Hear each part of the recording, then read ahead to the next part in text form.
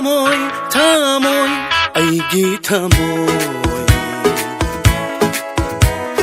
Thamoy nungda nangi saktam yekli. Wakal, wakal, wakal, aigi wakal. Wakal nungda nangi wakal kali.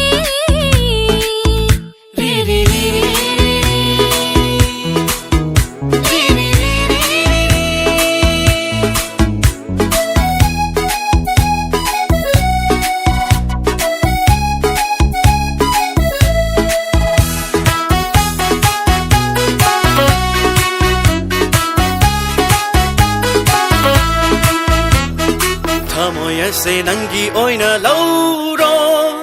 Wakal ase nangi dama ngaure. Miko kuning uning duna leire. Tata kuning leita famso khangde.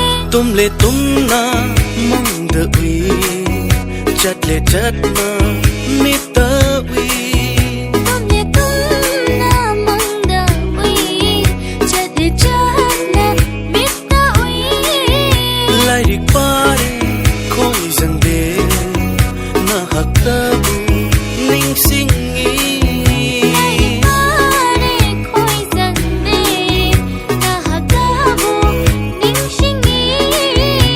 Thamoy, thamoy, thamoy, aigi thamoy.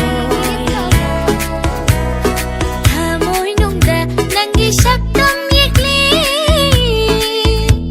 Wakal, wakal, wakal, aigi wakal.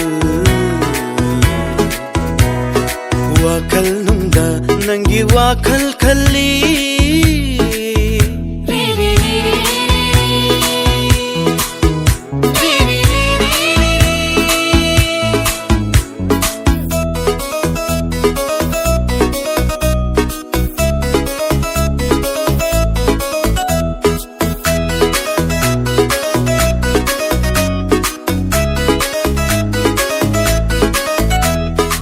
Adoptuna chakrabadi nangna pirabani mikuptuda biday. Mongfam ani suba pamdi aidi. Laubang amloy kaina kudon bida. Nangi dama hingi khan punsi lay pun ngairi ay. Nangi dama hingi khan punsi laipon ngairi ay.